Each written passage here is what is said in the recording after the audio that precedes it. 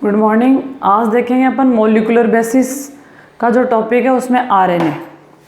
ठीक है, अगला देखेंगे आरएनए।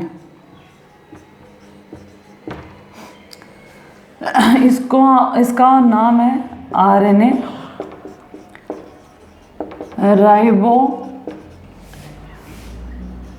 Nucleic acid. आरएनए को क्या बोलेंगे? Ribonucleic acid.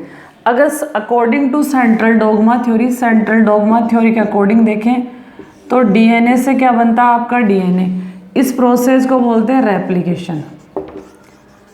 और डीएनए से क्या बनेगा आपका? एमआरएनए या आरएनए। इसको बोलेंगे ट्रांसक्रिप्शन।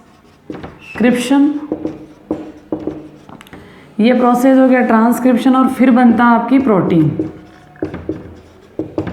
तो अगर सिंपल वर्ड में देखें तो आरएनए का वर्क क्या है? आपके प्रोटीन का सिंथेसिस करना। ठीक है, इसके अलावा कुछ वायरस ऐसे हैं जिनमें जो आरएनए होता है वो जेनेटिक मटेरियल के तरह वर्क करता है। In plant viruses RNA work as genetic material. किसकी तरह वर्क करता है? आपके जेनेटिक मटेरियल की तरह क्या करता है? आरएनए आपका वर्क करता है। अब देखो आरएनए कई टाइप्स के होते हैं। तो अपन ने सबसे पहले देखा आरएनए को क्या बोलते हैं? Ribo nucleic acid. इसके अलावा अगर अपन सिंपल वर्ड में देखें तो आरएनए कैसे होता है? Single stranded. अभी डिटेल से देखेंगे अपन।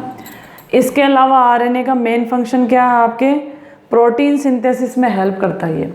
ठीक है, कुछ प्लांट वायरसेस में जेनेटिक मटेरियल की तरह भी वर्क करता है।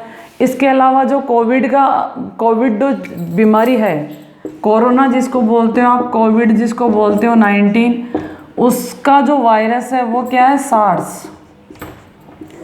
ये वायरस है कोरोना बीमारी का। और इसका जो जेनेटिक मटेरियल है वो भी क्या है? आपका आरएनए है। इसका जेनेटिक मटेरियल भी क्या है? आपका आरएनए। तो आरएनए क्या है? कुछ वायरस में जेनेटिक मटेरियल की तरह वर्क करता है एज ए प्लांट वायरस। ठीक है, एक्सेप्शन आपको मिलेंगे हर जगह। इसके अलावा प्रोटीन सिंथेसिस में वर्क करता है। आरएनए 3 टाइप्स के होते हैं। आरएनए के टाइप्स देखें अपन। आरएनए 3 टाइप के होते हैं, एमआरएनए, टीआरएनए और rRNA. Messenger RNA, transfer RNA और राइबोसोमल आरएनए। 3 टाइप के आरएनए होते हैं।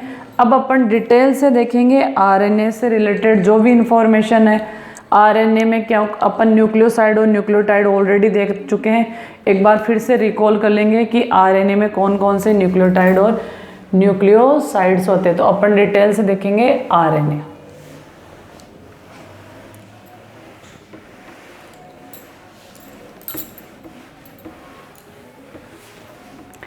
अपन डिटेल से क्या देखेंगे? अपना आरएनए। आरएनए को बोलते हैं राइबो न्यूक्लिक एसिड। तो मैं इससे रिलेटेड छोटी छोटी इन्फॉर्मेशन बताती हूँ जहाँ से 1 वर्ड के क्वेश्चन बनते हैं। RNA, ribonucleic acid, nucleic acid was first genetic material. इसको पहला जेनेटिक मटेरियल मानते हैं। जो साइंटिस्ट है आरएनए को पहला जेनेटिक मटेरियल मानते हैं। इसके अलावा जितनी भी प्रोकैरियोटिक सेल है, यूकैरियोटिक सेल है, सब में आरएनए प्रेजेंट होता है एक्सेप्ट डीएनए वायरस। जो डीएनए वायरस है उसके अंदर जैसे ये जो एनिमल वायरस होता है उनका जेनेटिक मटेरियल डीएनए होता है और सबका क्या होता है? आपका प्लांट का आरएनए। तो आरएनए कहाँ प्रेजेंट नहीं होगा? जिनका जेनेटिक मटेरियल डीएनए होगा। तो डीएनए वायरसेस में एब्सेंट होता है।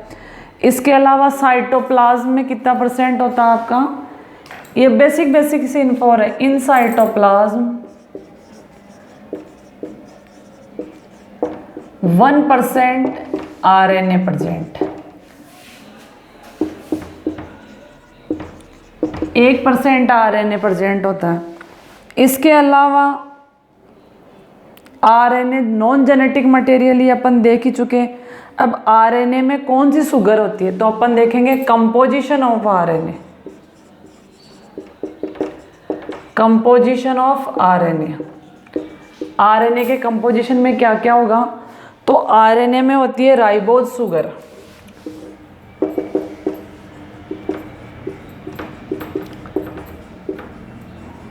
राइबोज शुगर होगी, फॉस्फेट ग्रुप होगा वही डीएनए की तरह, फॉस्फेट ग्रुप। इसके अलावा nitrogen base, nitrogen base.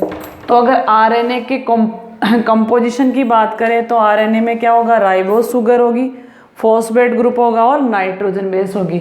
Same है आपके डीएनए और आरएनए, और डीएनए किससे मेडअप होता है, पॉलीन्यूक्लियोटाइड चेन से, जबकि आरएनए भी किससे मेडअप होगा, पॉलीन्यूक्लियोटाइड चेन से। अब जो डीएनए होता है उसकी स्ट्रक्चर कैसी होती है, सिंगल स्ट्रैंडेड स्ट्रक्चर होती है, ये ऐसे कॉइल्ड हो जाती है, या फिर आप इसको ऐसे भी बना सकते हो। जो आरएनए होता है वो ऐसे होता है, सिंगल स्ट्रैंड होता है, और जो डीएनए होता है वो कैसा होता है आपका, डबल स्ट्रैंड होता है। ये बेसिक सा इंफॉर्मेशन है आरएनए और डीएनए की। अब डीएनए में क्या होता है आपका, थाइमीन प्रेजेंट होता है, तो अपन एक स्टेटमेंट लिख सकते हैं, इन आरएनए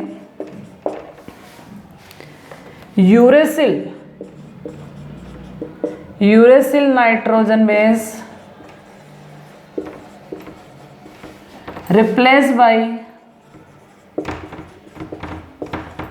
थाइमीन। तो आरएनए में यूरेसिल प्रेजेंट होता है, जबकि डीएनए में क्या प्रेजेंट होता है आपका, थाइमीन। ये बेसिक डिफरेंस है। इसके अलावा इसमें वही होंगे न्यूक्लियोटाइड और न्यूक्लियोसाइड। तो न्यूक्लियोटाइड कौन से हो जाएंगे, एडिनोसिन मोनोफॉस्फेट, गवानोसिन मोनोफॉस्फेट, यूरेडिन मोनोफॉस्फेट, ठीक है। इसके अलावा जो फॉस्फेट ग्रुप होगा वो क्या होगा, आपके 3 प्राइम पोजीशन पे होगा, और जो आपके शुगर होगी वो 5 प्राइम पोजीशन पे होगी। ये अपन बेसिक चीज़ें देखते हैं। अब आरएनए है उसमें क्या होगा, जो OH ग्रुप है वो 2nd पोजीशन पे होगा शुगर के। मैंने पहले भी बताया था डिफरेंस वाले में भी कि जो आरएनए है उसमें जो OH ग्रुप है वो 2nd पोजीशन पे होगा। इसकी वजह से जो आरएनए होता है डीएनए के कंपैरिजन में लेस स्टेबल होता है। आरएनए क्या होगा आपके, डीएनए के कंपैरिजन में लेस स्टेबल होगा। अब अपन पढ़ेंगे टाइप्स ऑफ आरएनए। तो ये एक बेसिक सी इंफॉर्मेशन थी, ये अपन पहले भी देख चुके। तो अगला देखेंगे टाइप्स ऑफ आरएनए। मैंने एक बार आपको बेसिक सा बता दिया कि जो आरएनए होते हैं 3 टाइप्स के होते हैं। अब इनकी अपन डिटेल से स्टडी करेंगे, क्योंकि यहाँ से भी आपके क्वेश्चन बनता है। तो अपन लिख सकते हैं types of RNA. Types of RNA सबसे पहले पढ़ेंगे अपन mRNA। फर्स्ट हो गया mRNA, इसका पूरा नाम है मैसेंजर आरएनए। इसको क्या बोलेंगे, मैसेंजर आरएनए, क्योंकि प्रोटीन फॉर्मेशन से रिलेटेड जो ट्रांसलेशन है उससे रिलेटेड जितनी भी इंफॉर्मेशन होती है उसको कैरी आउट करने में हेल्प कौन करता है, आपका mRNA। ठीक है, अब इससे रिलेटेड जो भी इंफॉर्मेशन वो देखते हैं। ये जो आरएनए होता है टोटल आरएनए है, टोटल आरएनए का होता है आपका 3 से लेके 4%। जो टोटल आरएनए है उसका 3 से लेके 4% होता है। इसके अलावा ये सिंगल स्ट्रैंडेड होगा, सिंगल स्ट्रैंड होगा, ये लॉन्गेस्ट होता है आपका, और कैसा होगा, लीनियर। ऐसी स्ट्रक्चर हो इसकी ऐसी स्ट्रक्चर होगी, लीनियर होगा। तो जो मैसेंजर आरएनए टोटल आरएनए का 3 से लेके 4% होगा, सिंगल स्ट्रैंड होगा, लॉन्गेस्ट होगा और लीनियर होगा। ये बेसिक सी इंफॉर्मेशन है। ठीक है, अब इसका फॉर्मेशन किससे होता है। अब देखो, जो सेंट्रल डोगमा थ्योरी है उसके अकॉर्डिंग डीएनए से डीएनए बनने को रेप्लिकेशन, और ट्रांसक्रिप्शन में क्या होगा, mRNA बनेगा। तो mRNA सबसे पहले जो ट्रांसक्रिप्शन प्रोसेस होता है उसमें क्या बनेगा आपका mRNA, फिर ये कन्वर्ट हो जाएगा आपका RNA में। तो ये प्रीसीसर, इसको बोलते हैं प्रीसीसर ऑफ RNA। जो आपका मैसेंजर RNA, इसको प्रीसीसर RNA भी बोलते हैं। इसके अलावा जो इसका फॉर्मेशन है, इसमें क्या होगा, जैसे ये बनेगा कहाँ, ये DNA के टेम्पलेट पे बनेगा। ये अच्छा सा क्वेश्चन है। जैसे आपकी DNA है, ये आपका DNA है, अब इससे RNA बनेगा। तो ये जो मेन स्ट्रैंड है जो अनकोइल हो गई, इसको टेम्पलेट स्ट्रैंड बोलते हैं, टेम्पलेट स्ट्रैंड। तो जो RNA होता है वो DNA के टेम्पलेट स्ट्रैंड पे ही बनता है, ये इंपॉर्टेंट चीज़ है।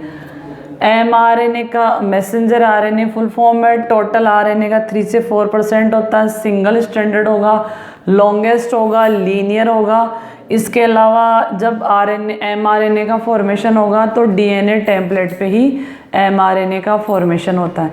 अब देखो जो mRNA का फॉर्मेशन होता है वो किस प्रोसेस से होता है, तो ट्रांसक्रिप्शन प्रोसेस से होता है। जितने भी RNA बनते हैं किस प्रोसेस से बनेंगे, ट्रांसक्रिप्शन प्रोसेस से बनेंगे। अपन इसी चैप्टर में डिटेल से पढ़ेंगे ट्रांसक्रिप्शन और ट्रांसलेशन। तो जो प्रोकैरियोट्स होते हैं, अब जो mRNA है या जो RNA है वो प्रोकैरियोट्स में भी बनेगा और यूकैरियोट्स में बनेगा। तो यहाँ क्या है कि जैसे ही DNA के टेम्पलेट पे mRNA बनता है तो जो थाइमिन नाइट्रोजन बेस है उसकी जगह कौन आ जाएगा, आपका यूरेसिल आ जाएगा। इसके अलावा जो mRNA होता है उसकी लाइफ कैसी होती है, शॉर्ट होती है, शॉर्ट लाइफ होता है। बट कुछ ऐसे सेल्स हैं जिनमें ये लॉन्ग टाइम तक भी सर्वाइव करता है और उस टाइम इसको बोलते हैं इन्फेरोसोम्स। तो एक स्टेटमेंट आया, mRNA आर शॉर्ट लाइव, कम टाइम तक ये सर्वाइव करता है। In some sales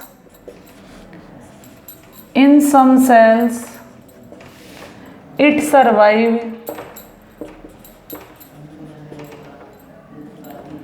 long time तक सर्वाइव करता है। इसको क्या बोलेंगे, इन्फेरोसोम्स। इस कंडीशन को क्या बोलेंगे, इन्फेरोसोम्स। ये इंपॉर्टेंट है, वन वर्ड का क्वेश्चन बनता है। तो कुछ सेल्स ऐसी होती है जिनमें जो mRNA होता है वो लॉन्ग टाइम तक रहता है और उसको बोलेंगे अपन इन्फेरोसोम्स। अब जो प्रोकैरियोट्स है और जो यूकैरियोट्स है उनमें इसका फॉर्मेशन अलग अलग मेथड से होता है। प्रोकैरियोट्स में क्या होता है, जो सेल ऑर्गेनल वगैरह होते हैं वेल डिफाइन नहीं होते, इसलिए जो प्रोकैरियोट्स होगा उसमें जो mRNA का फॉर्मेशन होगा उसमें प्रोसेसिंग नहीं होगी।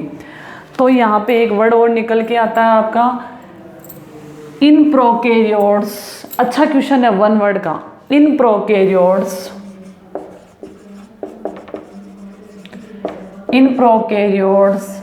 During mRNA synthesis